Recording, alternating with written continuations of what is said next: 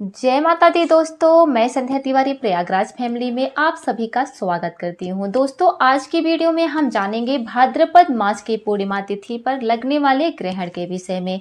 यह ग्रहण कहाँ कहाँ पर मान्य रहेगा, कब से कब तक ग्रहण का समय रहेगा, साथ ही गर्भवती महिलाओं को किन किन बातों का ध्यान रखना चाहिए और बच्चे हो गए, बूढ़े हो गए या फिर जो नॉर्मल इंसान है, इनको किन किन बातों का ध्यान रखना चाहिए, क्या चीज़ें करनी चाहिए, क्या नहीं करनी चाहिए।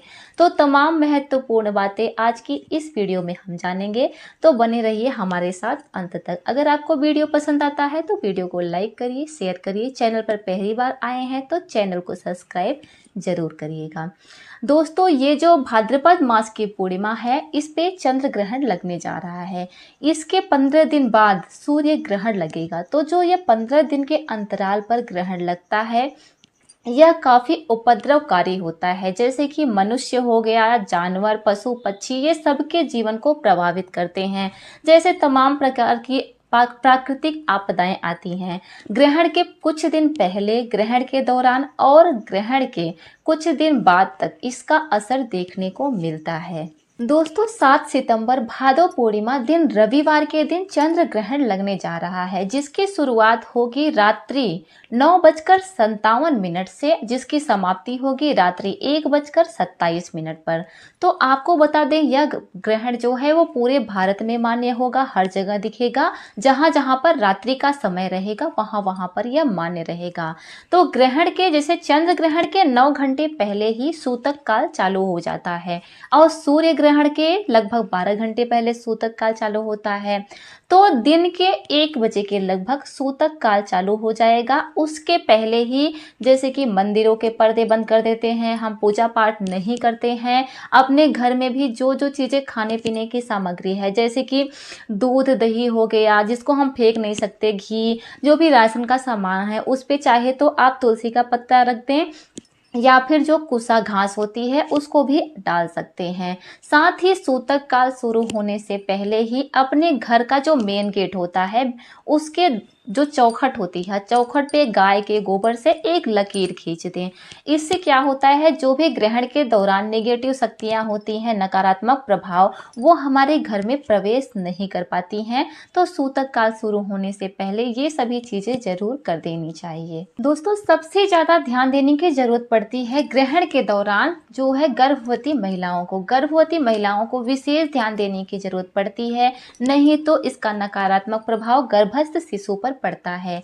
तो जितनी भी गर्भवती महिलाएं हैं, वो ग्रहण का सूतक काल शुरू होने से पहले, यानी कि दोपहर 1 बजे से पहले ही अपने पेट पर गाय के गोबर से गोला बना दें। इससे क्या होगा, गर्भस्थ शिशु की रक्षा होती रहेगी। या फिर अगर आपको गाय का गोबर नहीं मिल पाता है तो तुलसी के पत्ते अपने आंचल में बांध लें।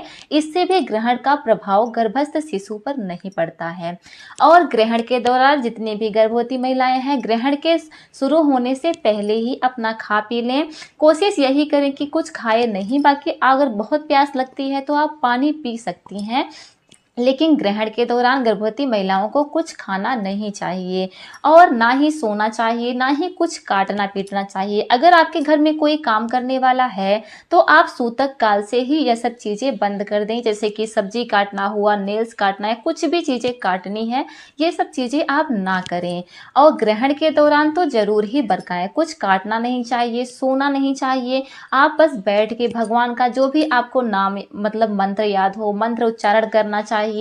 प्रवचन आप फोन में लगा लें, टीवी में लगा लें, प्रवचन देखिए। मतलब ज्यादा से ज्यादा भगवान का ध्यान करना चाहिए।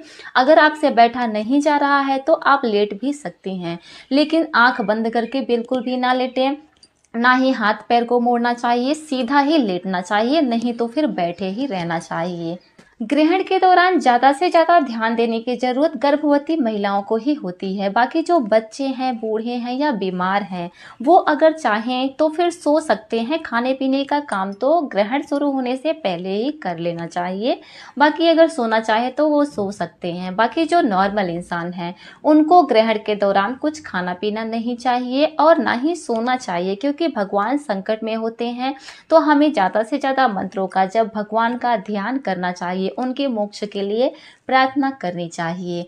तो ग्रहण का सूतक शुरू होने से पहले ही, यानी 1 बजे से पहले ही, आप अपने मंदिर पे पर्दा जरूर लगा लें या फिर कोई कपड़ा डाल दें। और जो हम शारीरिक प्रक्रिया करते हैं, बैठ के पूजा पाठ करते हैं, कोई भी धार्मिक पुस्तक पढ़ते हैं, वो सभी चीज़ें मंदिर में बैठकर नहीं की जाती है।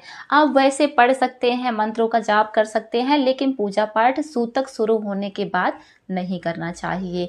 और अब बहुत सारे लोग जो होते हैं वो सूतक काल में कुछ खाते पीते भी नहीं, उसका भी परहेज करते हैं। तो अगर आप कर पाते हैं तो बहुत ही अच्छी बात है। जैसे सूतक शुरू हो जाता है तो वो अन्न का सेवन नहीं करते हैं। तो अगर आप कर पाते हैं तो अच्छी बात है, नहीं तो फिर कोई दिक्कत नहीं है, आप सूतक काल में खा पी सकते हैं। लेकिन ग्रहण का जो समय होता है उसमें जरूर से जरूर ध्यान देना चाहिए, उसमें कुछ खाना पीना नहीं चाहिए। दोस्तों, ग्रहण समाप्त होने के बाद स्नान करके दान जरूर करना चाहिए। ऐसा करने से राहु का दुष्प्रभाव समाप्त होता है। तो देखिए, रात्रि के 1:30 बजे लगभग ग्रहण समाप्त होगा। तो अगर आप स्नान करके दान निकालते हैं तो अच्छी बात है। अगर आप स्नान ना भी करना चाहिए तो पैर हाथ धुल के अपने ऊपर गंगा जल का छिड़काव करके वस्त्र जरूर बदल दें। उसके बाद चावल का दान निकालिए, क्योंकि चंद्र ग्रहण है तो यह उत्तम रहेगा। अब रात्रि को आप किसको देंगे तो आप निकाल के रख दें, अगले दिन उसमें दक्षिणा डाल के किसी भी जरूरतमंद को दे दें। फिर रात्रि में तो कोई साफ सफाई होगी नहीं, सो जाना ही है सबको। सुबह उठकर अपने घर की अच्छे से साफ सफाई करके पूरे घर में गंगा जल का छिड़काव जरूर करिएगा। और मंदिर का पर्दा हटाकर मंदिर में भी गंगा जल का छिड़काव करिएगा। इससे जो भी नकारात्मक दुष्प्रभाव रहेगा हमारे घर पे वो सब दूर हो जाएगा। तो दोस्तों, ग्रहण से जुड़ी हुई ये तमाम महत्वपूर्ण जानकारी है। मिलते हैं अगले वीडियो में। धन्यवाद। जय माता दी।